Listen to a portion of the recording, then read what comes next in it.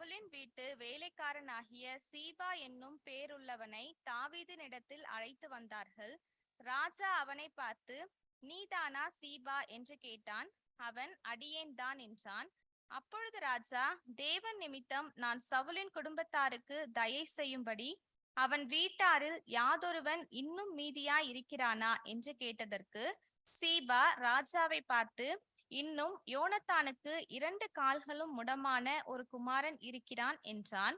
அவன் எங்கே என்று ராஜா கேட்டதற்கு சீபா ராஜாவை பார்த்து, இதோ அவன் லோதேபாரிலே அம்மியேலின் குமாரனாகிய மாகீரின் வீட்டில் இருக்கிறான் என்றான். அப்பொழுது தாவீது ராஜா அவனை லோதேபாரில் இருக்கிற அம்மியேலின் குமாரனாகிய மாகீரின் வீட்டிலிருந்து அழைப்பித்தான்.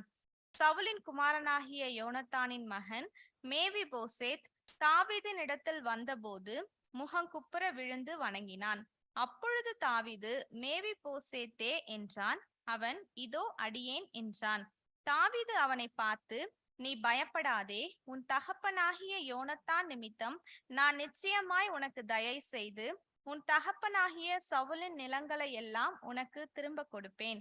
நீ என் பந்தியில் நித்தம் அப்பம் புசிப்பாய் என்றான். அப்பொழுது அவன் வணங்கி, செத்த நாயை போலிருக்கிற என்னை நீர் நோக்கி பார்க்கிறதற்கு உமது அடியான் எம்மாத்திரம் என்றான். ராஜா சவுலின் வேலைக்காரனாகிய சீபாவை அழைப்பித்து அவனை நோக்கி, சவுலுக்கும் அவன் வீட்டார் எல்லாருக்கும் இருந்த யாவையும் உன் எஜமானுடைய குமாரனுக்கு கொடுத்தேன். ஆகையால் நீ உன் குமாரரையும் உன் வேலைக்காரரையும் கூட்டிக் கொண்டு உன் எஜமானுடைய குமாரன் புசிக்க அப்பம் உண்டாயிருக்கும்படி அந்த நிலத்தை பயிரிட்டு அதன் பலனை சேர்ப்பாயாக. உன் எஜமானுடைய குமாரன் மேவிபோசேத் நித்தம் என் பந்தியிலே அப்பம் புசிப்பான் என்றான். சீபாவுக்கு 15 குமாரரும் 20 வேலைக்காரரும் இருந்தார்கள். சீபா ராஜாவை நோக்கி, ராஜாவாகிய என் ஆண்டவன், உமது அடியானுக்கு கட்டளையிட்டபடியெல்லாம் உமது அடியானாகிய நான் செய்வேன் என்றான்.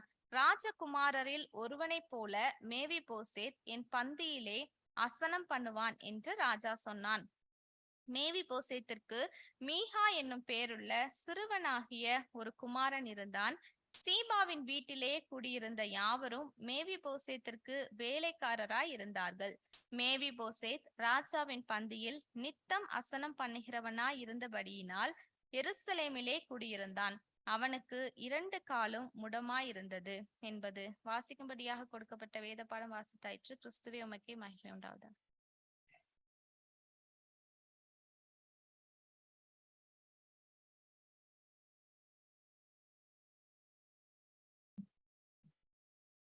வாசிக்க கொடுக்கப்பட்ட 2ஆம் வேத பகுதி மத்தேயு 18ஆம் அதிகாரம் 23 முதல் 35 வசனங்கள் வரை.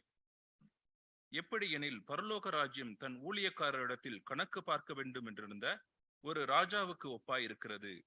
அவன் கணக்கு பார்க்க தொடங்கின போது 10,000 தாலந்து கடன் பட்டவன் ஒருவன் அவனுக்கு முன்பாக கொண்டு வந்தார்கள். கடனை தீர்க்க அவனுக்கு நிர்வாகம் இல்லாதபடியினால் அவனுடைய ஆண்டவன் அவனையும் அவன் பெண் ஜாதி பிள்ளைகளையும் அவனுக்கு உண்டான எல்லாவற்றையும் விற்று கடனை தீர்க்கும்படி கட்டளையிட்டான். அப்பொழுது அந்த ஊழியக்காரன் தாழ விழுந்து வணங்கி, ஆண்டவனே, என்னிடத்தில் பொறுமையாயிரும், எல்லாவற்றையும் உமக்கு கொடுத்து தீர்க்கிறேன் என்றான். அந்த ஊழியக்காரனுடைய ஆண்டவன் மனதிறங்கி அவனை விடுதலை பண்ணி கடனையும் அவனுக்கு மன்னித்து விட்டான். அப்படி இருக்க அந்த ஊழியக்காரன் புறப்பட்டு போகையில் தன்னிடத்தில் 100 வெள்ளிப்பணம் கடன் பட்டவனாகிய தன் உடன் வேலைக்காரரில் ஒருவனை கண்டு அவனை பிடித்து தொண்டையை நெரித்து, நீ பட்ட கடனை எனக்கு கொடுத்து தீர்க்க வேண்டும் என்றான்.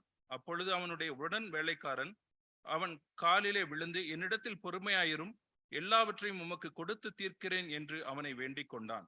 அவனோ சம்மதியாமல் போய் அவன் பட்ட கடனை கொடுத்து தீர்க்கும் அளவும் அவன் காலில் போட்டு வித்தான்.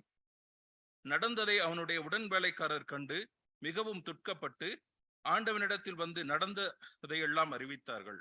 அப்பொழுது அவனுடைய ஆண்டவன் அவனை அழைப்பித்து, பொல்லாத ஊழியக்காரனே, நீ என்னை வேண்டிக் கொண்டபடியினால் அந்த கடன் முழுவதையும் உனக்கு மன்னித்து விட்டேன். நான் உனக்கு இறங்கினது போல நீயும் உன் உடன் வேலைக்காரருக்கு இறங்க வேண்டாமோ என்று சொல்லி அவனுடைய ஆண்டவன் கோபமடைந்து அவன் பட்ட கடனை எல்லாம் தனக்கு கொடுத்து தீர்க்கும் அளவும் உபாதிக்கிறவர்களிடத்தில் அவனை ஒப்பு கொடுத்தான். நீங்களும் அவன் தன் சகோதரன் செய்த தப்பிதங்களை மனப்பூர்வமாய் மன்னியாமற் போனால் என் பரமபிதாவும் உங்களுக்கு இப்படியே செய்வார் என்றார். வாசிக்க கொடுக்கப்பட்ட வேத பகுதி வாசித்து முடித்தாயிற்று. கர்த்தருக்கே புகழ்.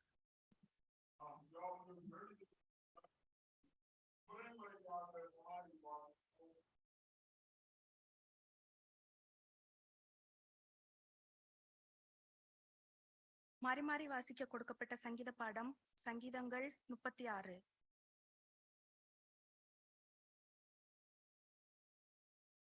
துன்மார்க்கனுடைய துரோக பேச்சு என் உள்ளத்திற்கு தெரியும். அவன் கண்களுக்கு முன் தெய்வ பயம் இல்லை.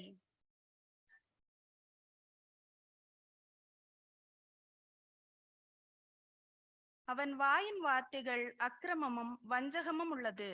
புத்தியாய் நடந்து கொள்வதையும் நன்மை செய்வதையும் விட்டுவிட்டான்.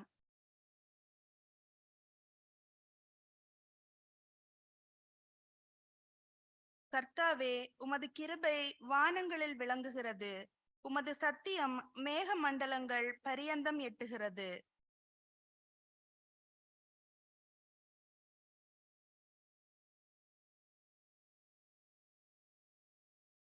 தேவனே, உம்முடைய கிருபை எவ்வளவு அருமையானது! அதனால் மனுபுத்திரர் உமது சேட்டைகளின் நிழலிலே வந்தடைகிறார்கள்.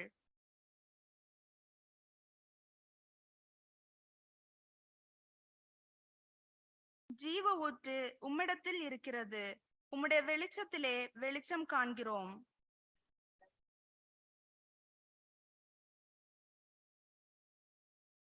பெருமைக்காரரின் கால் என்மேல் வராமலும் துன்மார்க்கருடைய கை என்னை பறக்கடியாமலும் இருப்பதாக. அதோ, அக்கிரமக்காரர் விழுந்தார்கள், எழுந்திருக்க மாட்டாமல் தள்ளுண்டு போனார்கள். ஆமென்.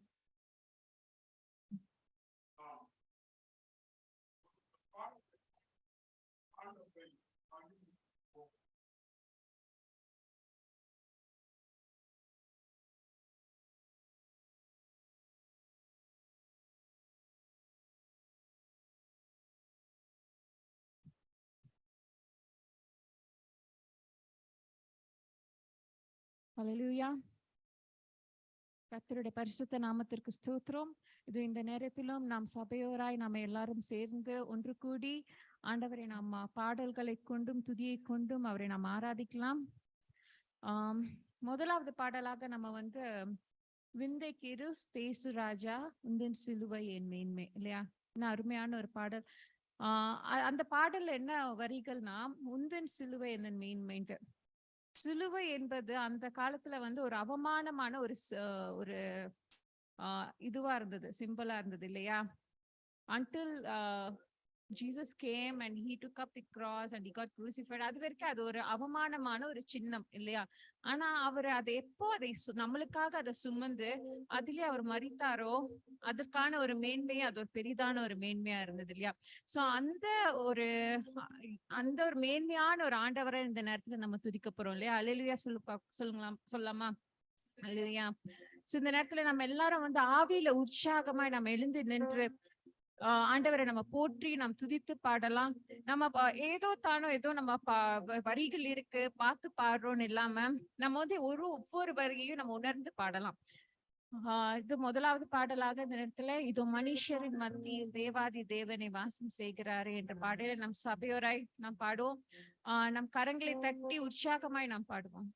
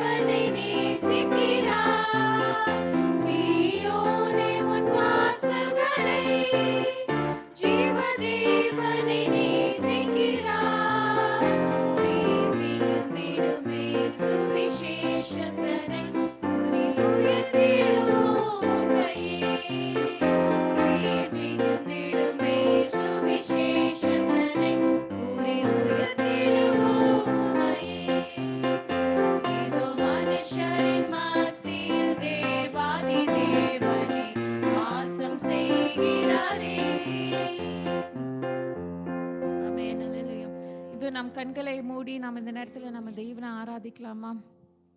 அப்பா நன்றி தகப்பனே. அப்பா அது இந்த நேரத்திலும் கர்த்தாவே அப்பா நீர் எங்கள் மத்தியில இறங்கி வாரும் கர்த்தாவே. அப்பா உம்முடைய பரிசுத்த ஆவியினாலே கர்த்தாவே அப்பா ஏதோ இந்த இடத்தை நீங்க நிரப்புங்க கர்த்தாவே. அப்பா ஒவ்வொரு ஆத்மாவும் கர்த்தாவே இங்கு உம்மிடத்திலே வாஞ்சாய் வந்திருக்கிறோம் கர்த்தாவே. அப்பா எங்களுடைய தேவைகள் என்னதென்று நீர் அறிவீர் கர்த்தாவே. அப்பா எங்களுடைய விண்ணப்பம் என்னவென்று நீர் அறிவீர் கர்த்தாவே. அப்பா இது எல்லாவற்றையும் கர்த்தாவே அப்பா இந்த நேரத்துல உம்மிடத்துல நாங்க வைக்கிறோம் கர்த்தாவே. அப்பா ஒவ்வொரு நாளும் நீங்கள் எங்களை வழி நடத்துவதற்காக ஸ்தோத்திரம் கர்த்தாவே. அப்பா எந்த ஒரு தவறான பாதையிலும் போகாதபடி கர்த்தாவே அப்பா நீர் எங்களை வழி நடத்துவதற்காக ஸ்தோத்திரம் கர்த்தாவே. இதோ நாம் பார்க்கிறோம் நம்ம உலகத்துல வந்து சிலர் ரதத்தை குறித்தும் சிலர் குதிரைகளை குறித்தும் மேன்மை பாராட்டுகிறார்கள். ஆனால் நாமோ கர்த்தராக தேவனை நாம் மேன்மை பாராட்ட வந்திருக்கிறோம். இதோ இந்த நேரத்துல நம்மளோட கைகளை உயர்த்த அவரிடத்துல நன்றி சொல்லலாமா? அப்பா நன்றி தகப்பனே. அப்பா உம்மை துதிக்கிறோம் கர்த்தாவே. அப்பா உம்மை ஸ்தோத்திரிக்கும் கர்த்தாவே. அப்பா சேனைகளின் கர்த்தர் நீர் கர்த்தாவே. அப்பா அல்பாவும் ஒமேகாவும் நீர் கர்த்தாவே. அப்பா ஆதியும் அந்தமும் மாணவரின் கர்த்தாவே. அப்பா உம்மை நாங்கள் துதிக்கிறோம் கர்த்தாவே. அப்பா உம்மை ஸ்தோத்திரிக்கிறோம் கர்த்தாவே. அப்பா ஸ்தோத்திரம் கர்த்தாவே. அப்பா ஒவ்வொரு நாளும் கர்த்தாவே அப்பா நீர் எங்களை ஒரு குயவனை போல நீர் எங்களை வழி நடத்துவதற்காக ஸ்தோத்திரம் கர்த்தாவே. நன்றி தகப்பனே. இதோ எரேமியா கிட்ட ஆண்டவர் சொல்றாரு ஒரு வசனத்துல, நீ போய் ஒரு குயவனை போய் பாருன்றாரு. அந்த இடத்துல வந்து எரேமியா ஒரு குயவனை போய் பாக்குறாரு. அவர் பார்க்கும்போது அந்த சமயத்துல அந்த களிமண் வந்து அவரோட அந்த குயவனோட கைகள்ல கெட்டு போயிட்டு அப்படின்ட்டு பைபிள்ல இருக்கு. அதை வந்து அவர் வணைய வணைய வணைய அந்த பானைக்கும் ஒரு ஷேப் வருது. சோ அதேதான் வந்து ஆண்டவர் அந்த இடத்துல எரேமியாக்கு சொல்றாரு, குயவன் அந்த ஒரு களிமண்ணை வந்து வணையறது போல நான் என் இஸ்ரவேலை நான் வணைய மாட்டேனோ அப்படின்னு கேட்கிறாரு. அதே போலதான் இந்த நேரத்திலும் நாம் அவரிடத்துல அவரை நம்முடைய குயவனாய் நாம ஏற்று அவரிடத்துல நாம அர்ப்பணிக்கும் போது அவரு நம்மளை வணைந்து அவர் நம்மளை வழி நடத்துவாரு. அவர்கிட்ட சொல்லாமா, அப்பா நான் இந்த இடத்துல நான் ஒரு பெருமையான ஒரு பாத்திரமா நான் வந்து நிற்கிறேன்ப்பா. அப்பா நீர் எங்களை வழி நடத்துங்க கர்த்தாவே. அப்பா எவ்வளவோ பாத்திரத்தை நாங்க வந்து வேதாகமத்துல பாக்குறோம்.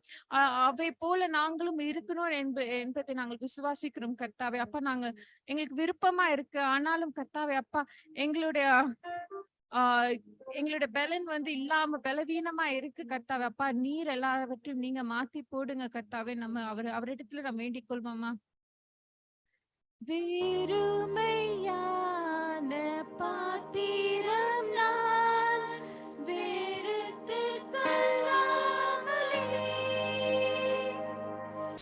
நிரம்பி வழியும் பாத்திரமாய் விளங்க செய்திடுமே.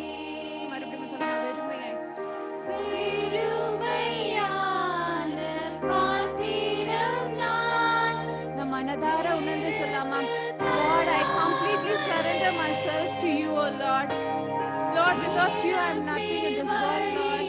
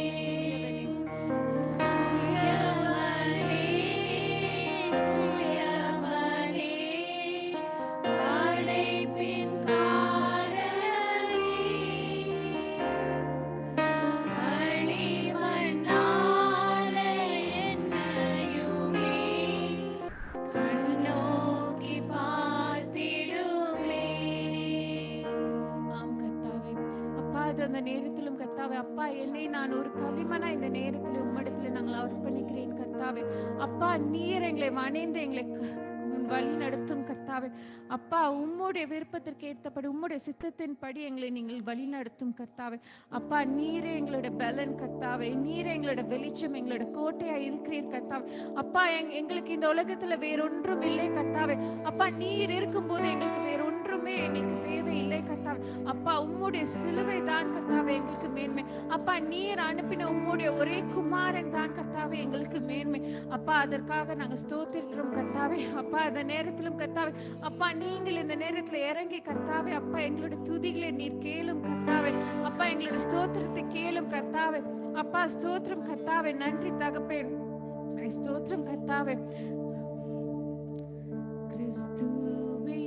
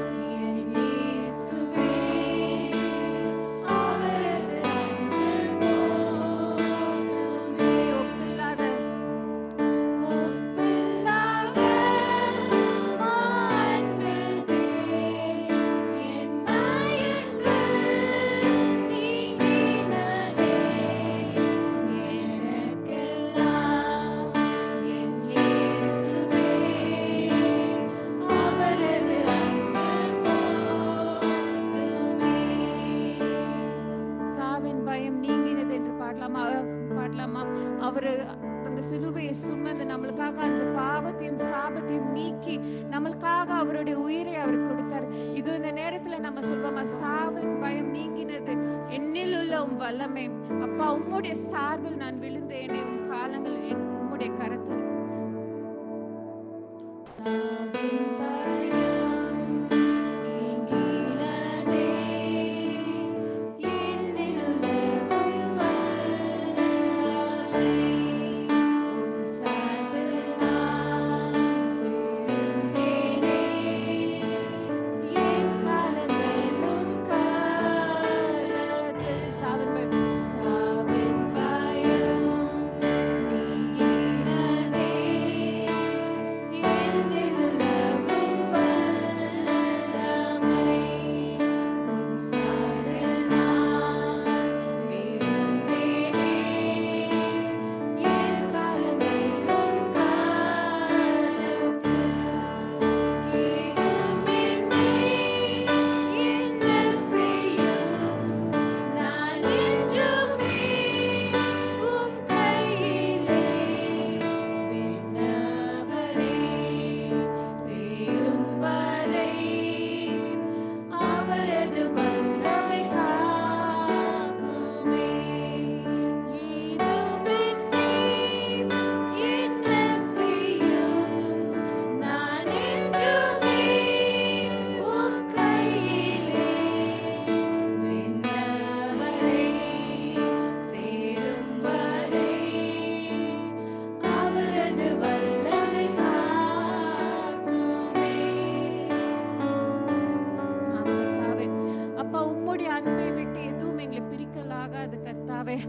அப்பா, மரணமானாலும் ஜீவன் ஆனாலும் உயர்வானாலும் தாழ்வானாலும் வேற எந்த சிருஷ்டி ஆனாலும் கர்த்தாவே, அப்பா யார் வந்தாலும் கர்த்தாவே, அப்பா உம்முடைய அன்பை விட்டு எங்களை பிரிக்க இயலாது கர்த்தாவே. அப்பா அந்த ஒரு அன்பிற்காக, அந்த ஒரு மகா அன்பிற்காக ஸ்தோத்திரம் கர்த்தாவே. அப்பா இந்த உலகத்தார் தரக்கூடாத அந்த அன்பு கர்த்தாவே, அப்பா நீர் எங்களுக்காக அந்த சிலுவையிலே மரித்து தந்ததுக்காக ஸ்தோத்திரம் கர்த்தாவே.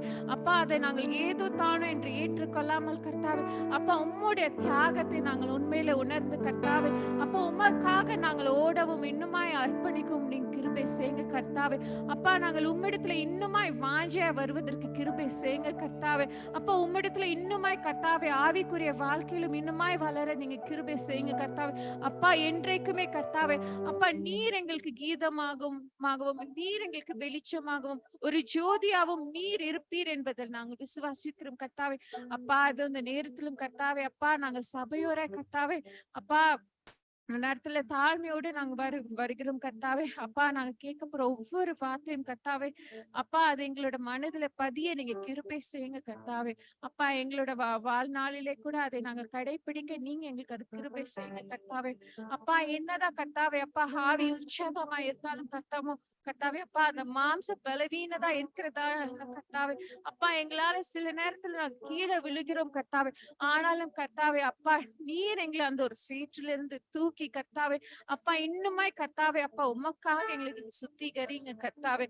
அப்பா உமக்காக கர்த்தாவே எங்களை எழும்பி பிரகாசிக்க நீங்க கிருபை செய்யுங்க கர்த்தாவே. அப்பா தொடர்ந்து வழி நடத்துங்க. இயேசு கிறிஸ்துவின் நாமத்தில் வேண்டிக் கொள்கிற நல்ல பிதாவே, ஆமென்.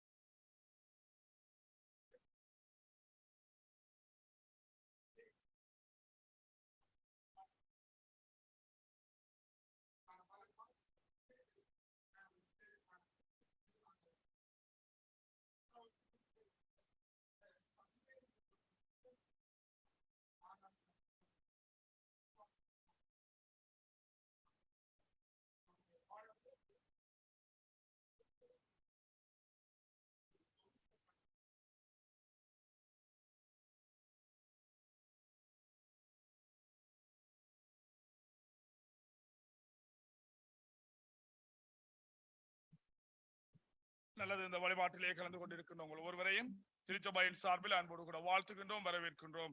சுஷமா எங்கள் மத்தியிலே இருக்கின்ற இந்தியாவிலே இருந்து வருகின்ற 2 சகோதரர்களையும் அன்போடு கூட நாம் திருச்சபையின் சார்பிலே வாழ்த்துகின்றோம், வரவேற்கின்றோம். இந்த வாழ்த்துக்குரிய திருச்சபையின் அறிவிப்புகள், வருகின்ற வெள்ளிக்கிழமை லென்ஸ் சர்வீஸ் வந்து மாலை 6:30 மணிக்கு ஆலயத்திலே நடைபெறும். அதில் உங்கள் ஒருவரையும் கலந்து கொள்ளும்படி அன்போடு கூட கேட்டுக்கொள்ளப்படுகின்றீர்கள். அதே போல வழமை போல வருகின்ற செவ்வாய்க்கிழமை டியூஸ்டே வந்து அந்த திருச்சபைக்காக நாங்கள் கூடி ஜபிக்கின்ற ஜபம் நடைபெறும். அதில் ஒருவரும் கலந்து கொள்ளும்படி அன்போடு கூட நாம் கேட்டுக்கொள்கின்றோம். கடந்த வாரம் நடைபெற்ற பைபிள் குயிஸினுடைய வெற்றியாளர்களுக்கான கிடையே வருகின்ற வாரம் இந்த ஆலயத்தில் வைத்து வழங்கப்படும். இந்த வாரம் தங்களுடைய பிறந்த நாட்களை நினைவு கூறுகின்றவர்கள் 28ஆம் தேதி கிறிஸ்டி சாம் அவர்கள் தன்னுடைய பிறந்த நாளை நினைவு கூறுகின்றார்கள். திருச்சபையின் சார்பிலே நாங்கள் வாழ்த்துக்களை தெரிவித்துக் கொள்கின்றோம். கடந்த வாரத்துக்குரிய காணிக்கை விவரம்: harvest donation $415, building fund $200, general offering $1010, மொத்தமாக $1625 கடந்த வாரத்துக்குரிய காணிக்கை விவரம். இவைகளே திருச்சபைக்கான அறிவிப்புகள். நன்றி.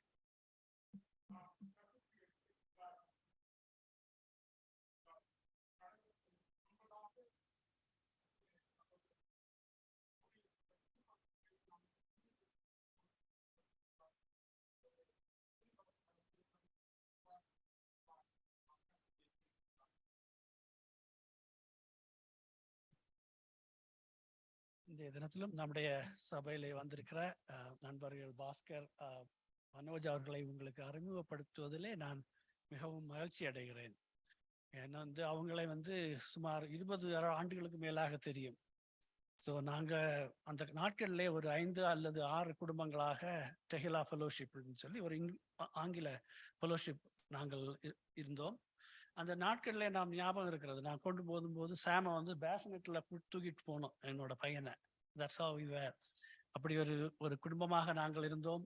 எங்களுக்கும் எங்களுடைய வாழ்க்கையிலே பல பிரச்சனைகள் கஷ்டங்கள் வந்தபோது அவர்கள் எங்களுக்கு மிகவும் உறுதுணையாக இருந்தார்கள்.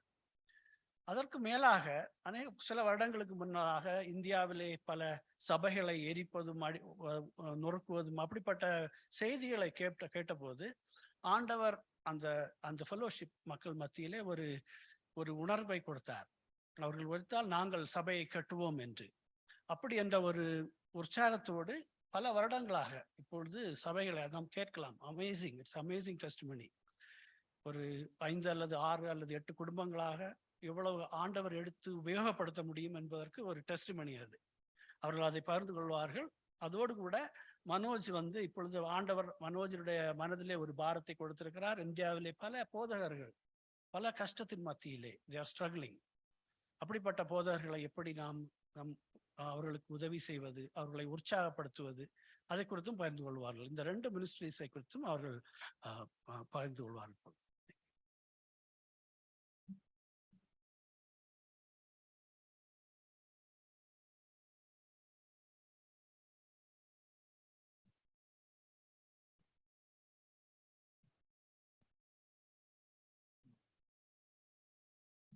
Thank you. My name is Bhaskar Das. I came with my family in 1999 to Denver. I know quite a few of you. Thank you for the opportunity, Reverend Kennedy, Sunil, for extending the opportunity for us to come and share a few words during the season of Lent. As Sunil mentioned, we have a small group. We call it Delta Fellowship. We meet. And some time ago, we had a visiting pastor, Pastor Abraham, from India, who had come and he shared his burden about he had served in Orissa for many years, and there were very poor people there and they needed churches. So he challenged us to build one church. So we got together, we said, okay, right, we'll do it. Some time ago, we were very troubled with in Orissa, the Australian missionary Graham Staines had been brutally murdered on his children, and we didn't know what to do. So we felt this is an opportunity to help Orissa. We built one church. And after that, actually somebody from our fellowship group, one brother, I don't want to embarrass him, so I won't take his name, but he challenged us and he himself said, I think we should do this again. And even if nobody else does it, me and my family, we will build a church. So we listened to him, and we didn't want him to take such a huge responsibility to build a church. So we said, okay, we'll come along and we'll help. That's how it started. And so that was, I think the first one built was in 2008, 2009, and it's grown. And a small seed, but a lot of it has grown. So we called it Our Time to Build the Father's House. The very first utterance of Christ in Luke is given when Mary and Joseph, they ask him, where have you been? We've been looking for you. And he said, don't you know I have to be in my Father's house? That was the very first utterance. The next in Luke, if you look at it, he goes to Nazareth, and in this temple, he reads from the scroll from Isaiah, and he says, today in this near presence, this prophecy is fulfilled. Then he goes, and we know that he goes to the desert and he's tempted for 40 days. And then he starts his ministry. So we've taken that as a model. Provide a Father's house for people to learn, grow, to be able to withstand the world, and then to claim their inheritance as children of God, and then to start their own ministry. So we see this quote from John Wesley. He says, it's not only clergymen, but laymen who can build his kingdom. In our group, we are all laymen. We all have work, and we've been doing this. And we encourage other laymen to join us, build the Father's house. Next slide, please. So over time, like we did 1, 2, 3, but now we have a pretty formal process. God has provided every stage. with people who advised us, helped us. So we have a board now, and we have formal processes in place. We, as you can see, we go through a period of time where we get recommendations, we vet the projects thoroughly. Then we have a construction phase, and then completion and beyond. We stay in touch with the churches. We help them with other projects that they would need. Next slide, please. I'm going to share a few things here today. All of this is actually, you know, this changing situation in India. So I would urge that none of these locations, etc., whatever we say, don't share it with anybody. You don't even know. You may live in Heinzen's Ranch, wherever you live, in neighborhoods. Be careful. There are a lot of Indian community. We have lots of friends in the Indian communities. But today, with this changing situation in India, we used to have a website. We don't have it any longer. So we encourage you to just keep it all private. This slide was from some time ago. Today, we have like 5 or 6 churches that we've just started this year. At the end of it, we will be approaching 40 churches. So it has been quite a journey. So we've been building, if you calculate, do the math, 2 to 3 churches a year. We somehow this year we feel more challenged, and we want to expand upon it. We want to build 6, maybe 7 churches a year, because the door is closing in India. It's becoming very difficult. And so how can we do it? We can't do it on our own. So we are in prayer, and we're going out to develop partnerships, and we're encouraging others to join us. But through this process, we find that there is a gap. We are building the churches, but also there's a need for the shepherd, for the pastor. And Manoj will speak to that in a bit. But anyway, next slide, please. So these are some examples. This is a construction process. You see, we go all over India. UP, there's Andhra Pradesh, West Bengal. Next slide, please. Assam, in Nepal, we are building another one in Nepal now coming up. Taran, that's near Amritsar.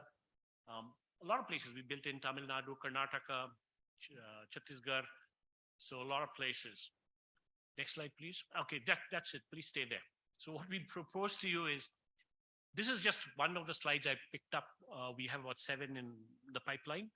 There are a couple in Tamil Nadu. I just picked up one of them. This is outside Vellore. And I've been to Vellore Christian Medical Hospital there on one occasion. But this is about, the pastor is E.G. Paul, and he serves some scheduled tribe around. He works in that area along with them, and we want to build a church for him. So this is just an example of the need. And a lot of the places where we build, they, you know, even if they put their lifetime saving, they won't be able to build a church or anything like that. So we come along, we help them, and that grows the community. And from there they expand. And we've seen, we go back, we build a church in 5 years. We are building other churches because it sprouts other movements. And next slide, please. Okay, at this time, I will ask Manoj to come up on stage, and he's going to share about what his heart has been. Thank you, Manoj. So once again, thank you, Pastor, for the opportunity. Thank you for graciously allowing this time to share what is there in our heart. So, you know, as Bhaskar was talking about how we were doing this church building thing, and what I want to share and what I felt it, I observed something while being part of this church building effort, is what I want to share actually. So I'm going to take some time, give a brief testimony about myself. We'll talk about the needs, and also identify the specific church or pastor that we are going to work with. We'll also talk about the projects that we have already completed and the proposed project that we have in hand, and then we'll wrap up. So my name is Manoj, as Sunil introduced me. I was born in a Hindu family. My parents are from Kerala, but settled in Tamil Nadu. So I was born in Tamil Nadu. So I was, the first time I came to know about Christ was somewhere when I was 6 years old. My mom was diagnosed with cancer, and she was in the hospital, and there was this nurse who shared the gospel with the patients. And so my mom got to hear the gospel, and the nurse challenged her, and my mom said that, if Jesus could heal me, me and my family will accept Christ. But did not happen. In 2 weeks, she went into coma, and then she passed away. About a week before she passed away, she got up from coma, and she had one thing to say: I saw someone who looked like Jesus, and he's calling towards me. He's calling me towards him. So this was a constant conversation among elders in my house, and that's how I got introduced to Jesus. But did not bother, I just considered as a foreign God. Fast forward into, by the way, a disclaimer: my testimony is not, there is no, supernatural miracle that happened.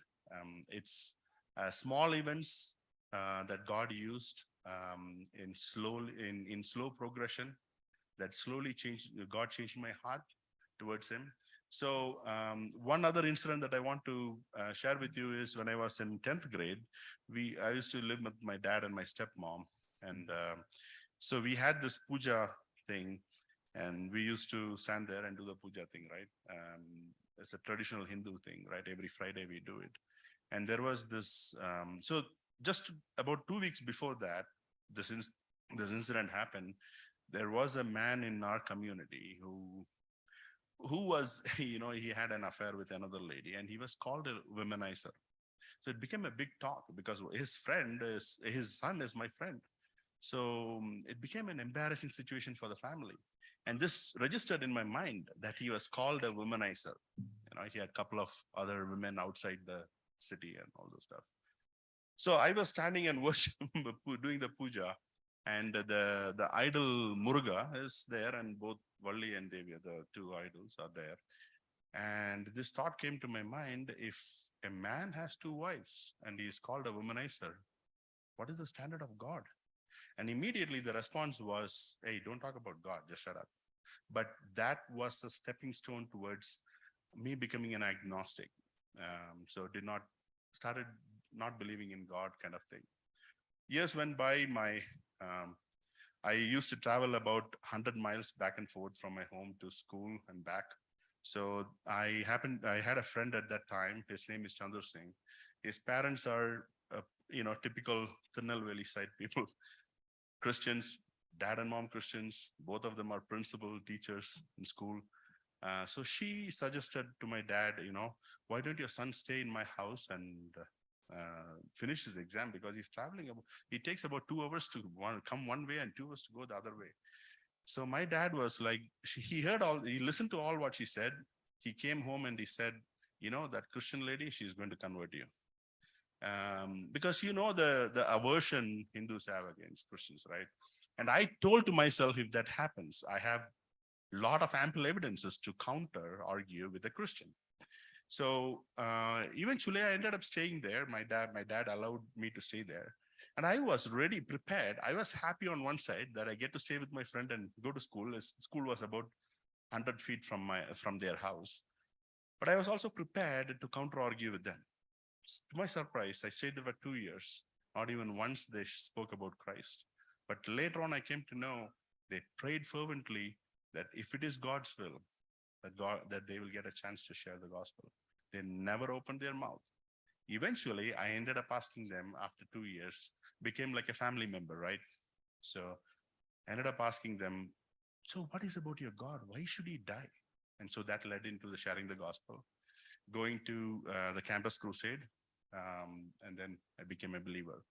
So I used to go to, I don't know whether if you lived in Chennai, there is a minister called John Joseph, Dr. John Joseph. He used to conduct prayer meetings in Nurses Association. I don't know whether you know all that, but I used to go there. Sam Jebudrai, Brother Sam Jebudurai's church is where I started going initially. And I started going to NLAG, New Life Assemblies of God in St. Thomas Mount.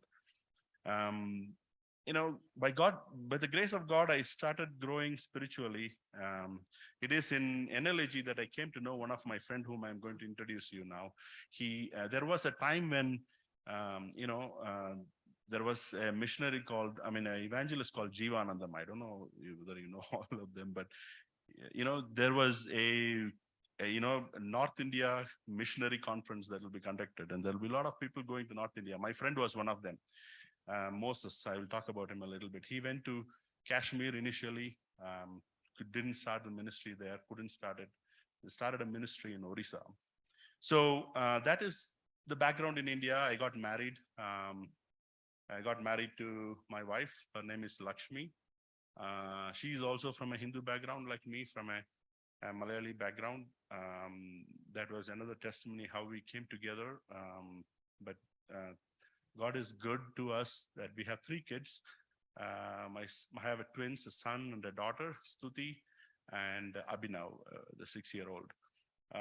So we are living in Southeast Aurora. I'm part of the fellowship that Bhaskar mentioned, the Tehila Fellowship. So while I was, I brought, I got some contact from Himachal Pradesh, a minister, missionary who was doing ministry work there. And so we planned to build a church for him. And I happened to go to India and met him. And his name is Pastor Ravi. And he was talking to me and he was telling me, I'm now going into the needs. So you can move to the next slide. He was saying, Manoj, all this is good. You're building the church. This is needed. This is very important. But what about the pastor? There are a lot of young believers who hear the voice of the Lord, get into the ministry, leave everything and go to the remote parts of India. They are not part of any organization. They don't have, they have kids and family and all those stuff. I know a pastor in Bhopal whom I partner with. His biggest problem is the rent. The house owner constantly plans to kick him out. His biggest torture is his kids' school fees. We just live in a very prosperous land. We don't even care about it. It's taken for granted. But there are people who are toiling for Christ, but they are suffering for all these small things. And there are a lot of pastors who are like this. And so Ravi was talking about this. I just thought, he was sharing his burden. Fine. I just moved on. The next day came by. My friend Moses came with another pastor, introduced. The story was the same. Hey, can you help us? This is a burden for us. We have a family. We need to run the family. So I started wondering this started coming one after the other. So shared the story with Bhaskar, for me, it was burdensome. Slowly, it started becoming a burdensome thing because, we live here not even thinking much about the souls. But there are people who are leaving everything and going into the field and doing the work. What about them? In Deuteronomy, it is told, you shall not muzzle an ox when it is treading out the grain. And Paul takes it a notch up. He says in 1 Corinthians, he refers to this and he says, hey, hold on a second. If the soldier is guarding, isn't he supposed to get something for his own benefit? Well, will he guard, be a soldier in his own expense? How can this happen? So this kind of started becoming an botheration for me. And so I started partnering with some pastors. And slowly it became apparent that the ideal model to go about is the self-reliant model, where they start something and they depend on themselves, should not depend on anyone else. They should do the same thing what Paul did, like, building tent and manually laboring while preaching the good news. And so one of my friend Moses, if we can go to the next. So this is Moses. The middle photo, him and his wife. On the right side, his church celebrating on the Independence Day. On the left, that is his church gathering. He has a church in Orissa, in Sundargarh district. Will not go into the details of where it is and what is the name of the church and all those stuff. Very specifically, I did PAG because I don't want to give names because it has become really a problem nowadays. But anyway, so initially partnered with him. We partnered with him and we said, you know what, let's do something that will be helpful for the community also. Because the biggest problem for Moses was there are youth in his church who have graduated and did not have a job. And it was there, he was serving two specific tribes there, the Munda and the Kisan. There were some people who were government officials, but most of them were downtrodden, did not have much means to progress to the next level. So we tried out a simple means to establish something. And if you go to the next slide, so he helped a pastor. Moses is a very good leader, and he has a bunch of disciples under him. He has discipled a couple of people who are now pastors in the surrounding area. See, about 4 or 5 churches are there. One of the churches we built through our time to build. So Moses started this restaurant, helped start the restaurant for a pastor. For him to survive, Chennai Idli. If you go to Roorkela railway station and ask for Chennai Idli, any auto wala will take you there. That's how popular it has become. The next one is Raya store. It's a provisional store. It's a grocery and ration store. That is run by another pastor, and they are doing their ministry. So this pastor, he had a problem in his leg, and he couldn't go to labor work. So the way they used to live is, this particular pastor who was running the Raya store, he used to work labor work, and on Sundays he used to run the church. And he had a problem in his leg, couldn't move. The house owner kicked him out. Family is in the street, don't know what to do. So Moses took him in, so started the shop for him, and he is now sustaining his family, running the church. And he has one more person from his church who is coming and helping him. So so we thought, we need to take to the next level. What can we do? This self-sustenance thing that we have, this is a good way to do it, because like Bhaskar said, the options in India are closing up. We send funding from here, it is getting delayed. It is transferring and helping, and all those stuff is a problem. So the ideal thing is the church being a self-reliant church.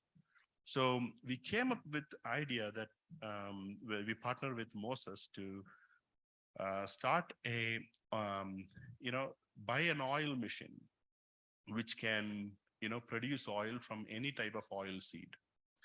And that can give job for two people at least. So people who are coming to the church, who are volunteering, can be part of that thing, and they can earn some income as well. So Moses, very specifically, the situation there is very different. Moses has about 8 to 9 orphans with him.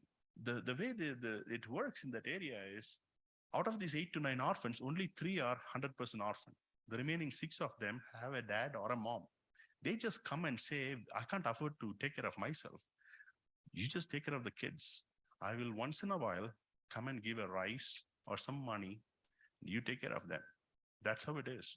So, he is taking care of this 9 or 10 kids, and then his family. So he has to feed all of them, right? So, and depending on organizations, big organizations, Assemblies of God is one. There are a lot of, the problem with going to those organizations is that they wanted the church to be registered in their name and the pastor to become an employee. Now it is an organization. It's not I don't know. Moses was a little bit reluctant. His thing is, okay, I will get an income. What about these people? So the idea that we came up with is this oil machine. This is manufactured in Coimbatore. It's called the Netaji. What is that? Netaji. Yeah, the company name is Zentech Engineering. It costs about 2.5 lakhs, and transportation, maintenance, and all those stuff together, 3 lakhs. And it can produce about 300 kg of oil per day. It needs a 10 horsepower, so that the electric connection needs to be there. All that is there.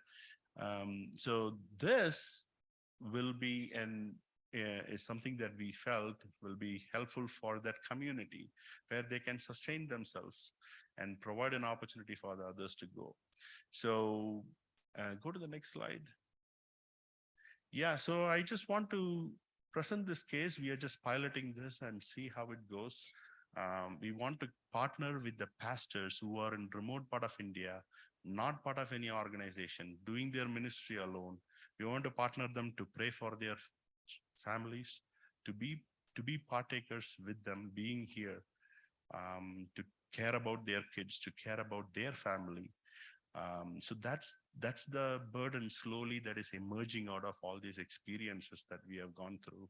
And so just want to encourage you with a word of encouragement from 1 John 4:11. Beloved, if God so loved us, we ought also to love one another.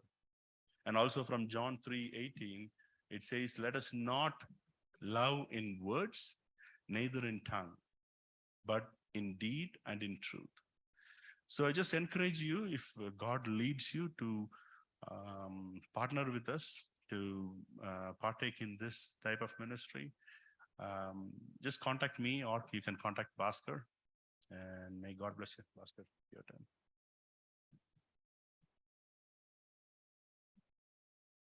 Next slide, please. Next slide. Yeah. So basically, thank you. So this is our last slide. Thank you for the time that you've given us. I actually read what is written on your church wall: attempt great things for God. So basically, this is really important because India is shutting down. We had another brother in our fellowship, Greg McNee and Abhinita. They're now in India. They've gone back. They don't get funds. I mean, all the FCRAs, everything is shutting down. Formal missions, missionary organizations cannot send money. He talked about Ravi. We built that church in Himachal. So he was running the project, and I was traveling to India. So he said, Bhaskar, can you take the money? So I took the money, met Ravi and two of his friends who had come down by bus from Himachal to New Delhi. We sat at a small place. We had breakfast. I had the money. I gave him cash. They separated it out, and three of them took the bus and went back to Himachal. That's how we are doing it. Later on, we may not be able to build churches anymore because that's a lot of money. These pastors all over India who had been supported by organizations, Campus Crusade or church, a lot of those organizations are shutting down. They will not be able to survive. So how do you do it? So right now, this is, I think, the seed of something that we are going to start. And you may know people there. You may know people who need a church. Come to us. We will help. We can get this started. You may know people, pastors who are struggling. Talk to us. We'll come up with a plan. So, we have been placed here and we've been blessed. And but we need to, God has placed us here for a reason. And, we just have to be faithful to the small things. So I'll just give you an example. We did some math along the way. 3 families, $100 a month in a year, they can support a pastor. And the pastor becomes a shepherd and he can bless a church. 5 families, $200 a month, year, you can build a church. And then that church, you bless a whole community. And that's going to stay there for 70 years, 100 years, 150 years. Children are going to come in, grow. So, we've been asked to just be faithful. And so again, we thank you for the time that you've given us. We've probably gone a little bit over. But we pray that you will take this and pray over it.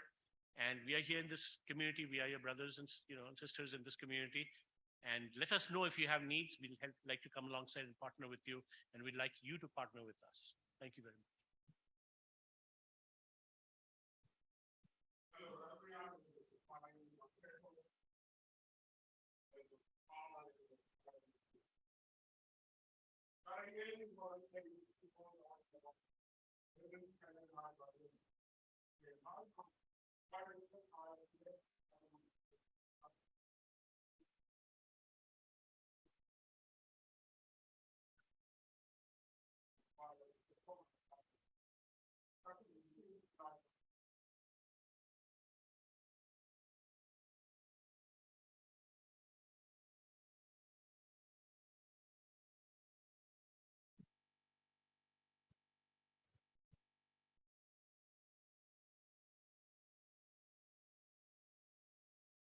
சின்ன பிள்ளை நான் இயேசுவின் பிள்ளை, சின்ன பிள்ளை நான் இயேசுவின் பிள்ளை, அன்பாக கரம் பிடித்து நான் நடந்திடுவேனே, நான் நடந்திடுவேனே, அவர் கரம் பிடித்து நடந்திடுவேனே.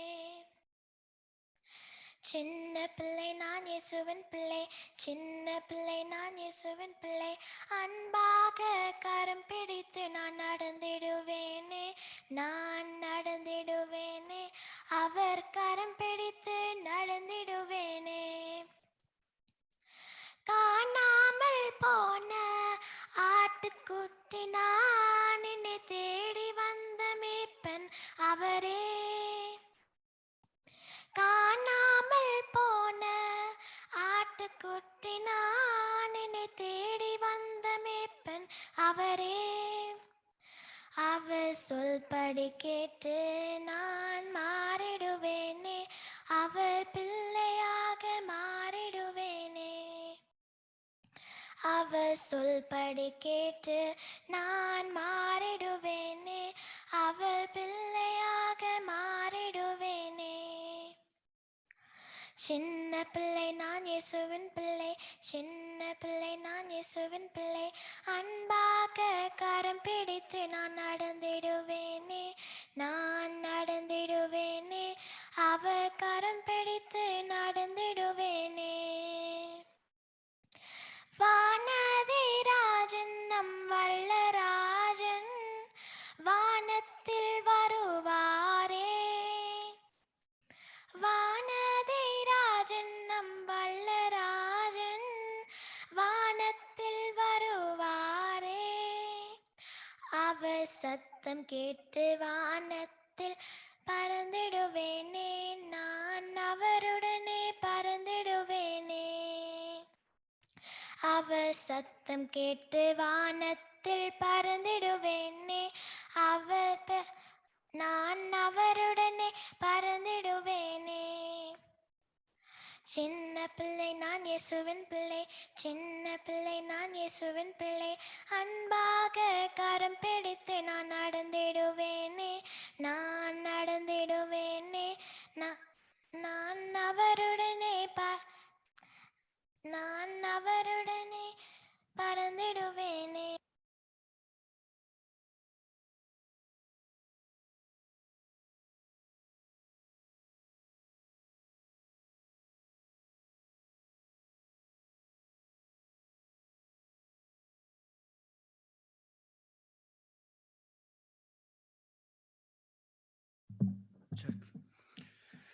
இந்த தினம் நம்மோடு நம்மை உற்சாகப்படுத்திய ஆண்டவருடைய ஊழியங்களிலே நாம் பங்கெடுக்கும்படி நம்மை உற்சாகப்படுத்திய பாஸ்கரையும் மனோஜையும் ஆண்டவருடைய நாமத்தினாலே ஒரு முறை கூட நன்றி தெரிவித்துக் கொள்கிறோம்.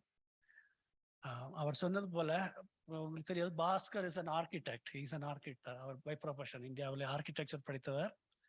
ஸோ அந்த சர்ச்சஸ் அவங்க பில்ட் பண்ற சர்ச்சஸ் எல்லாம் they go through a vetting process. சில ஸ்பெசிஃபிகேஷன் சும்மா கட்டுறது இல்லை. They are built to stand for a long time. Also, பணம் சும்மா அனுப்பி கொடுக்கறது இல்லை. They do some vetting and checking because we have built some churches through some of our partnerships. So அது ஒரு ப்ராசஸ் இருக்கு அவங்களுக்கு. So they send the money. ஒரு சர்ச் ஒரு certain லெவலுக்கு வந்ததுக்கு அப்புறம் அதை எப்படி கட்டியிருக்கிறாங்கன்னு பார்த்து அதுக்கப்புறம் they send the further funds. So it's a good thing. So also அவர் சொன்னது மாதிரி இந்த விஷயங்கள் ரொம்ப சென்சிட்டிவ் இப்போது இட்ஸ் சேட். பட் இந்தியாவில் நாம் ஊழியங்கள் நடக்கிறது ரொம்ப சென்சிட்டிவாக இருக்குது. நம்ம தெரிஞ்ச சில ஃப்ரெண்ட்ஸ் கிட்ட நம்ம சொல்லுவோம், நமக்கு மற்ற அந்த ஃப்ரெண்ட்ஸ் வழியா அது தேவையில்லாத இடத்துக்கு போய் இடைஞ்சலை கொண்டு பண்ணுகிற சூழ்நிலையில நம்ம வாழ்ந்து கொண்டிருக்கிறோம். So be very careful about whom you share this ministry, but keep praying. அதற்காக ஜெபியுங்கள். ஆண்டவர் உங்களுடைய இருதயங்களில் பேசுவாரானால், if God is speaking to your mind, then let us support. அல்லது அவர் சொன்னது மாதிரி, if we know some pastors, நமக்கு யாராவது தெரிந்த, அப்படிதான் most of the churches they are building through personal contacts. இப்போ எனக்கு பக்கத்து ஊர்ல அதாவது ஒரு கிராமத்துல ஒரு பாஸ்டர் சின்சியரா ஒரு ஊழியம் செய்துட்டு இருக்கிறாரு, சர்ச் கட்டுறாரு.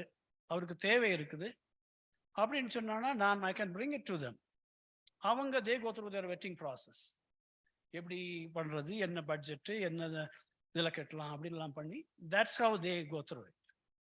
ஸோ நம்ம சபையாக அல்லது குடும்பங்களாக ஏதாவது சபையை கட்டுவதற்கு அல்லது பாஸ்டர்ஸ், அந்த பாஸ்டர்ஸ் செல்ஃப் சஃபிஷியன்ட் அது சொன்னாங்கல்ல, அது மாதிரி ஏதாவது செய்வதற்கு நமக்கு முடியுமானால் we will do it as individual families or as a church. அதுவும் இல்லாமல் உங்களுக்கு தெரிந்தால் ஏதாவது போதகர்கள் தேவையோடு இருக்கிறார்கள், சபைகள் கட்டுவதற்கு தேவை இருக்குதுன்னு சொன்னாங்கன்னா we will pass it on to them and together we will serve the Lord. So நான் குறிப்பாக இன்னைக்கு சுருக்கமாக message it might take a little over than 6 o'clock, but குயிக்காக நாம் முடிந்த அளவு போகலாம். ஸோ ஒரு ஆரம்பிக்கிறதுக்கு முன்னால் ஒரு mini quiz Joshua last week quiz வச்சு நடத்தினாரு. இன்றைக்கு நம்ம வேத பாடங்கள் கேட்டோம் இல்லையா, பழைய ஏற்பாட்டு புதிய ஏற்பாட்டு வேத பாகம். What is the theme? அதில் இதுலேருந்து என்ன கருப்பொருள், அது எதை குறித்து நம்ம அந்த பேசணும், அந்த வாக்கியங்கள் சொல்றதுன்னு சொல்லி ஏதாவது தெரியுதா? Okay, mercy. Okay, yes, you're right. mercy, இரக்கத்தை குறித்து அந்த ரெண்டு passages, both the passages are talking about mercy. அதாவது முதலாவது வேத பகுதி தாவீது தன்னை கொலை செய்ய பார்த்த தன்னுடைய எதிரியின் அவனுடைய சந்ததி வந்தவர் மேல் அவர் எப்படி இரக்கம் காட்டினார். How David showed mercy to a family who was trying to kill him அப்படின்னு பார்த்தோம். ரெண்டாவது பகுதியில் ஒரு உவமையை பார்த்தோம். அதாவது ஆண்டவராகிய இயேசு கிறிஸ்து பிதாவாகிய தேவன் நமக்கு எப்படி இறங்குகிறார் அப்படின்னு உள்ளது பார்த்தோம். Then how we should be graceful, அடுத்தவங்களுக்கு நம்ம எப்படி இறங்கணும், அப்படிப்பட்ட அதை குறித்து நாம் இரண்டாவது வேத பகுதியிலே பார்த்தோம். அப்போ இந்த இதுல இரக்கத்தை குறித்து நாம் பார்க்கலாம். So we will go through இரக்கம் என்பது என்ன, look at the meaning of the word mercy. What is mercy? We'll see some examples. இதுல ஒரு எக்ஸாம்பிள் நம்ம பார்த்தோம். அது அப்புறம் நாம் ஏன் இரக்கம் காமிக்கணும், why should we be merciful to others, அதை குறித்து பார்க்கலாம். So dictionary meaning of mercy, அதாவது ஆக்ஸ்போர்ட் டிக்ஷனரியில் என்ன சொல்லப்பட்டிருக்கிறதுன்னா, mercy is the compassion or forgiveness shown towards someone when it is within one's power to punish or harm them. அது சும்மா இரக்கம் காமிக்கிறது இல்லை. இப்போ நமக்கு ஒரு அதிகாரம் இருக்குது, அவனை தண்டிக்கிறதுக்கு அதிகாரம் இருந்தாலும் நாம் அந்த அதிகாரத்தை விட்டு கொடுத்து அடுத்தவங்களுக்கு இறங்கி செய்கிறது தான் இரக்கம், mercy. அதாவது நமக்கு தண்டனை வழங்க அல்லது தீங்கு செய்ய அதிகாரம் இருந்தும் ஒருவன் மேல் இரக்கம் காண்பிப்பது, even when there is legitimate reason to punish, நியாயமான காரணம் இருந்தாலும் when we show grace to them, that is called mercy. பொதுவாக நம்ம இரக்கம் சொல்ல வார்த்தைகளை கேட்டான என்ன நமக்கு தோணும்? இரக்கம், இறங்குகிறது அப்படின்னு சொன்னா நமக்கு தோன்றது என்னன்னா, ஒரு ஆள் கஷ்டத்துல இருக்கிறாரு, இல்லை நம்ம ரோட்ல போயிட்டு இருக்கிறோம், there is a family, குளிரா இருக்குது, குழந்தையோட நிற்கிறாங்க, இறங்கி அவங்களுக்கு ஏதாவது உதவி செய்யணும்னு தோணும் இல்லையா? So that is compassion. இரக்க அது ஒரு பார்ட் ஆஃப் இதுதான், mercy தான் கம்பேஷன். அது நீதிமொழிகள்ல சொல்லுகிறது, ஏழைக்கு இறங்குறவன் கர்த்தருக்கு கடன் கொடுக்கிறான். we are supposed to do that, but mercy is more than that. இறங்கி அவங்களுக்கு கம்பேஷனோட மன்னிக்கிறதும் கூட சேர்ந்து வரும்போது தான் it becomes mercy. Not only we are compassionate, but we also forgive. அதான். ஸோ நமக்கு ஒவ்வொருத்தங்களுக்கும் ஒவ்வொரு விதத்துல ஒவ்வொரு அதிகாரங்கள் இருக்குது இல்லையா? we have our families. இண்டிவிஜுவலா நம்ம ஃபேமிலிஸ்ல we have some authority. இல்லை வேலைகளில் இருக்கலாம், ஒன்றும் இல்லாமல் ரோட்டில் டிரைவ் பண்ணிட்டு போயிடும்னு வச்சுக்க. We have some authority, இல்லையா? We have the right of way sometimes, right? Road போயிட்டு இருக்க டைமில் அந்த ரோட்டில் நமக்கு போகணும். அதில் ஏதாவது வேற யார்த்தானாவது வந்து குறுக்க வந்து சாடினான்னா we get agitated, right? So that's an opportunity to be gracious and show mercy, இல்லையா? ஸோ நம்மளோட வாழ்க்கையில ஒவ்வொரு தருணத்திலையும் நமக்கு இரக்கம் காண்பிக்கிறதுக்கு நிறைய ஆப்பர்ச்சுனிட்டிஸ் இருக்கு. நம்முடைய குடும்பங்கள்ல இருக்கலாம். Sometimes it's hard to show mercy at home, right?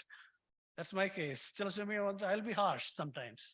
வெளியில வந்து நம்ம we can be little, merciful, but we may not be that much merciful at home. We might be hard with our spouse or children. So இந்த கான்செப்டை புரிந்து கொள்ளுகிறதற்கு 3 examples I'm just going to say. So ஒன்று வந்து தேவனுடைய இரக்கம். அப்புறம் வந்து ஒரு எக்ஸாம்பிள் நம்ம இப்ப பார்த்தோம், தாவீதுனுடைய இரக்கம். How David showed mercy, then mercy of God. நான் வந்து பர்சனலா how I experienced mercy from someone, அதை பற்றி நான் சொல்லலாம்னு நினைக்கிறேன். முதல்ல வந்து தேவனுடைய மெர்சி, அதாவது இரக்கம் சொல்றது, இரக்கம் காண்பிப்பது தேவனுடைய வந்து ஒரு குணாதிசயங்கள்ல ஒண்ணாகும். It is an attribute of God to show mercy. அதாவது சங்கீதம் 86:15 வாசிக்கலாம். சங்கீதம் 86:15.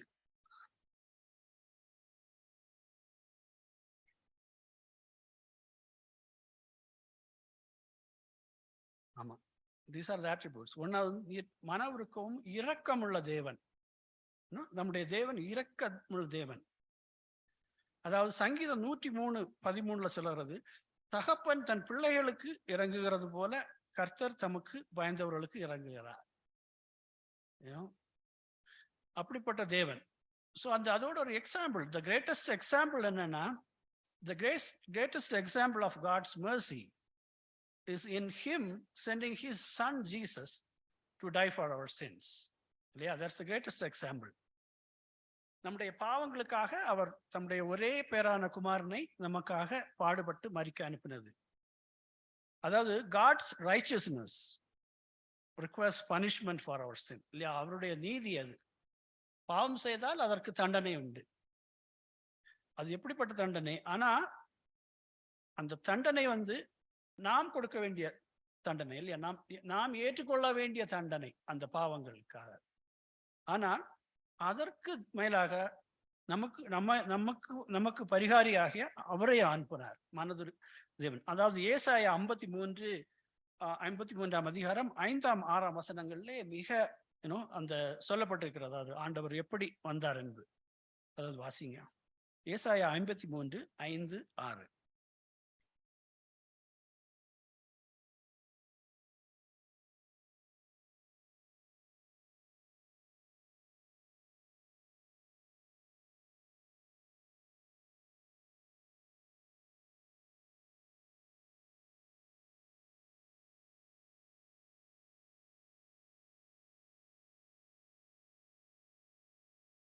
நம்முடைய ஆக்கினையை அவர் ஏற்றுக்கொண்டார். அதான் அந்த இதில் தான் இப்ப நம்ம நினைச்சு பார்க்க முடியுமா? நம்ம பிள்ளைங்கள் இருக்கிறது ஒரு மற்றவர்களுடைய ஒரு இதுக்காக நம்முடைய பிள்ளைகளை ஏதாவது நம்ம விட்டு கொடுப்போமா? That's what God did. He sent his son, only son, for our sins. So அதுதான் முதல் பாயிண்ட், அதாவது mercy of God. ரெண்டாவது தாவீதுடைய இரக்கத்தை நம்மளுடைய இந்த ரெண்டாவது பேசேஜ்ல, அடுத்த பேசேஜ்ல பார்த்தோம். We saw David's mercy. அதாவது அது வந்து வெரி வெரி டச்சிங் பேசேஜ் இல்லையா? அது கேட்கும்போது நமக்கு மன உருக்கமா இருக்கும். அதாவது தாவீது 7 வருஷம் வந்து அவர் இந்த சவுலுடைய அரண்மனையில வந்து வேலை பார்க்கிறாரு சவுலுக்காக. So David worked and David in the house of Saul for 7 years. He was serving him. அந்த டைம்ல வந்து 2 வாட்டி வந்து சவுல் வந்து அவரை எடுத்து எறிந்து கொல்ல பார்க்கிறார். அப்புறம் அது முடிஞ்ச பிறகு என்னது, 4 வருஷம் வந்து தாவீதை வந்து வேட்டையாடுகிறது போல. He was hunting for for David. Saul was hunting for David. அவர் குகைகளையும் அங்கேயும் இங்கேயும் ஒழிச்சு சில டைம்ல எல்லாம் ஜஸ்ட் மயிர்களையில உயிர் தப்பினாரு. அது முடிஞ்சதுக்கு அப்புறம் வந்து திருப்பி 4 வருஷம் என்னன்னா அவரு பதுங்கி சிக்லாக்னு சொல்லி ஒரு ஊர்ல போய் 4 வருஷம் அங்க இருந்தாரு. அந்த இதெல்லாம் முடிஞ்சதுக்கு அப்புறம் சவுல் வந்து அதாவது 15 வருடங்கள் ஆகுது. இப்படி 7 வருஷம் another 4 இவ்வளவு வருஷங்களுக்கு பிறகு வந்து சவுல் மரித்து போகிறார் ஒரு போர்ல. He dies in a war. அப்போ வந்து அதுக்கப்புறம் தான் தாவீது வந்து he became a king. So நார்மலா நம்ம பார்த்தானா என்ன, அந்த காலத்துல இந்த கிங்ஸ் என்ன பண்ணுவாங்கன்னா ஒரு ராஜா வந்த உடனே he wants to establish himself, right? அது the first thing the king does is to annihilate எல்லாம் அவங்களுடைய எதிரிகளுடைய குடும்பங்கள் முழுமையாக. அந்த குடும்பத்துல ஒரு ஆளும் இருக்கக்கூடாது. அந்த அளவுக்கு வந்து they just kill the whole family so that he can establish himself. அதுல யாராவது ஒருத்தன் இருந்தா கூட he can be a challenge for him through the later days, இல்லையா? அவன் வளர்ந்ததுக்கு அப்புறம் இவனை எதிர்த்து வரலாம். அதனால ஃபுல்லா அப்படியே அழிச்சு போடுவாங்க. இந்த சூழ்நிலையில அந்த பேக்ரவுண்ட்ல நம்ம பார்த்தானா அந்த மோவி பர்சேத்துக்கு வந்து தாவீது பாராட்டின இரக்கம் வந்து இட்ஸ் a great thing. தன்னுடைய எதிரிக்கு அவர் இரக்கம் பாராட்டுகிறார். இதனால தான் வந்து when we see David's life, we see glimpses of his heart. This is one instance. இதனால தான் வந்து ஆண்டவர் சொல்லுகிறார், தாவீதை என் இதயத்திற்கு உகந்தவனாக கண்டேன் என்று. So he showed mercy towards his enemy, which is one of the attributes of God. கடவுளுடைய ஒரு குணாதிசயத்தை அவர் காண்பிக்கிறார் தாவீது. ஆனா 1 ராஜாக்கள் 11:13 வாசிங்க. 1 ராஜாக்கள் அதுல வந்து வாசித்தா தெரியும் நமக்கு.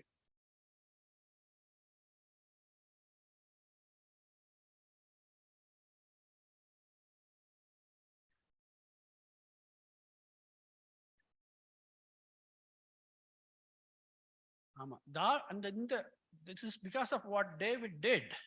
அதனால தான் அதுக்கப்புறம் வந்து சாலமோன், அவருடைய குமாரன் சாலமோன் வந்து ஆண்டவரை விட்டு வழிதிலப்பி போகிறார். ஆண்டவர் வந்து அவர் மேல ஒரு என்ன சொல்றது ஜட்ஜ்மெண்ட் கொண்டு வருகிறார்.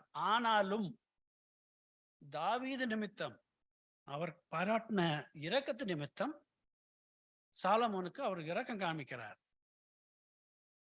ஸோ உன்னுடைய அந்த இஸ்ரவேல் கோத்திரங்கள்ல ஒரு கோத்திரம் வந்தாவது உனக்கு தருவேன், 2ஆக பிளந்து அப்படின்னு சொல்லி கொடுக்கிறார். ஸோ லெசன் என்னன்னா, when we are grateful, when we are merciful to others, God could show mercy to us, not only to us, to our generations. நம்முடைய சந்ததிக்கும் தேவன் இரக்கத்தை காண்பிக்கிற வல்லவராயிருக்கிறார். அப்புறம் வந்து நான் பர்சனலா அனுபவித்த ஒரு இன்சிடென்ட் நான் உங்கள்கிட்ட சொல்லலான்னு நினைத்தேன். அதாவது நான் வந்து காலேஜ் 12ஆம் வகுப்பு படித்த பிறகு வந்து லைக் என்னுடைய நண்பர்கள் பலர் வந்து they went to professional courses, but because of situations என்னுடைய சூழ்நிலையில எனக்கு அட்மிஷன் கிடைக்கல ஒரு ப்ரொஃபஷனல் கோர்சஸ். அப்போ நான் வந்து I did my BSc physics தான் பண்ணேன். பண்ணிட்டு இருக்கும்போது அது வேண்டாம் வரப்போட தான் படித்தேன். ஏன்னா சரி எல்லாரும் படிச்சாங்க போயிட்டாங்க, நம்ம இந்த சூழ்நிலையில இருக்கிறோம் அப்படின்னு சொல்லிட்டு ஒரு வேண்டாம் வரப்போட அப்படி படிச்சுட்டு இருந்தேன். ஸோ அந்த முடிகிற டைம்ல என்னோட கசின் ஒருத்தங்க இப்படி கேரளா யூனிவர்சிட்டியில 2 இன்ஜினியரிங் காலேஜஸ் இருக்கு, அதுக்கு வந்து எம்சிஏக்கு வந்து அப்ளிகேஷன் இருக்கிறாங்க, மினிமம் குவாலிஃபிகேஷன் பிஎஸ்சி. அதனால ஒரு அப்ளிகேஷன் வாங்கி எனக்கு அனுப்புனாங்க. நான் ஏதோ சும்மா இருந்ததுல ஏதோ ஃபில்அப் பண்ணி அனுப்புனேன். நான் I wasn't paying much attention to it. So அனுப்புனதுக்கு அப்புறம் வந்து அதுக்கப்புறம் என்ட்ரன்ஸ் எக்ஸாம் இருந்தது. என்ட்ரன்ஸ் எக்ஸாமில் வந்து செலக்ட் ஆகிருக்குன்னு சொல்லிட்டு வந்து தென் ஓரியன்டேஷனுக்கு நான் காலேஜுக்கு போகிறேன். அந்த டிகேஎம் காலேஜ்னு சொல்லி டிகேஎம் காலேஜ் ஆஃப் இன்ஜினியரிங் சொல்லி கோயலான் கேரளாவில் இருக்குது. ஸோ அங்கே போகிறேன். அங்கே போகும்போது அங்கே உள்ள ஓரியன்டேஷனில் டாக்டர் ஆல்பின், அங்கே உள்ள ஹெச்ஓடி, அவர் என்னை கூப்பிட்டாரு. அவர் எல்லாருடைய அந்த புதிய அப்ளிகேஷன்ஸ் புதிய ஸ்டூடெண்ட்ஸ் எல்லாருடைய பெயரையும் அவர் மெமரைஸ் பண்ணிடுவார். அவங்க பேக்ரவுண்டையும் பார்த்து வச்சு விடுவாரு. நான் போன உடனே என்னை கூப்பிட்டு நீ ஏன் வந்து உன்னோட அப்ளிகேஷனை நீ ஏன் ஒழுங்காக நீ ஃபில்லப் பண்ணல அப்படின்னு சொன்னார். நீ you didn't fill up your application completely, miss பண்ணியிருந்த. பட் நார்மலா நான் என்ன பண்ணுவேன்னா, இந்த அப்ளிகேஷன் அப்படி கம்ப்ளீட் பண்ணலைன்னா நான் அதை எடுத்து கிழிச்சு தூர போட்டுருவேன். But for some reason and feel like that. அப்புறம் அப்படின்னு சொல்லிட்டு ஐ கன்சிடர்ட் யுவர் அப்ளிகேஷன், இனியாவது ரொம்ப கேர்ஃபுல்லாக இருந்துக்க அப்படின்னு சொல்லி விட்டார். அதாவது he had the authority to throw away my application, but he showed mercy to me. அவர் இரக்கத்தை காண்பித்தார். அதாவது அவர் அன்றைக்கு எடுத்து தூர போட்டிருந்தாலும் என்னுடைய வாழ்க்கை வந்து வேற ஒரு டைரக்ஷன்ல போயிருக்கும் இல்லையா?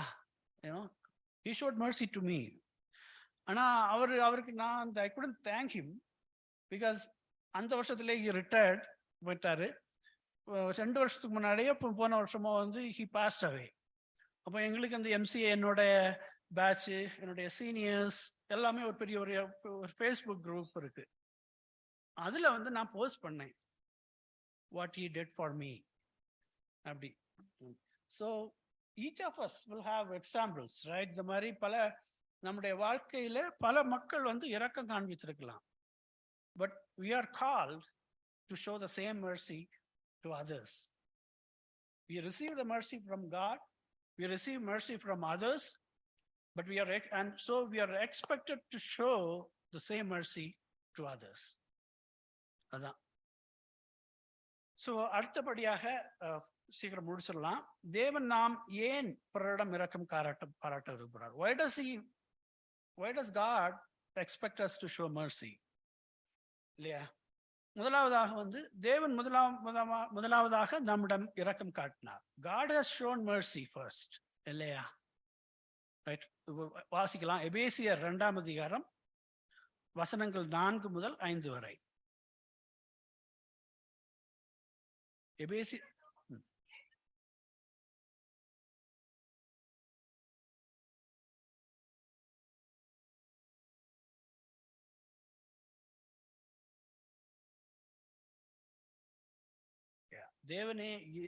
தேவனோ இரக்கத்தினால் நம்முடைய இரக்கத்தின் ஐஸ்வர்யம் உள்ளவராய் நம்மில் அன்பு கூர்ந்தார்.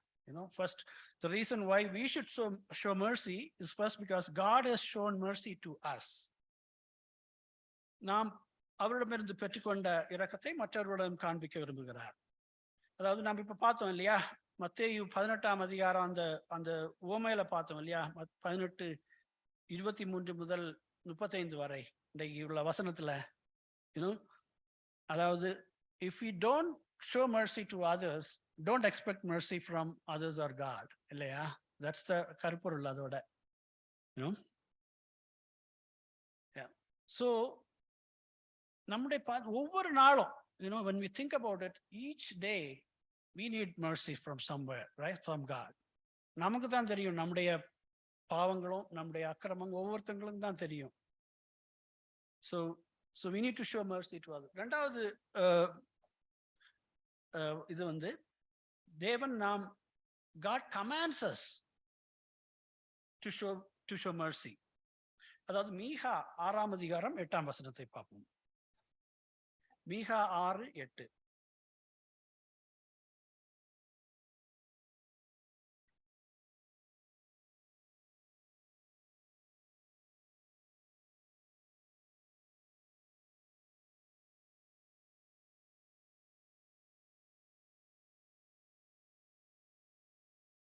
அதான் இரக்கத்தை சிநேகிக்கிறது வந்து கர்த்தர் நம்மிடத்துல கேட்கிறார்.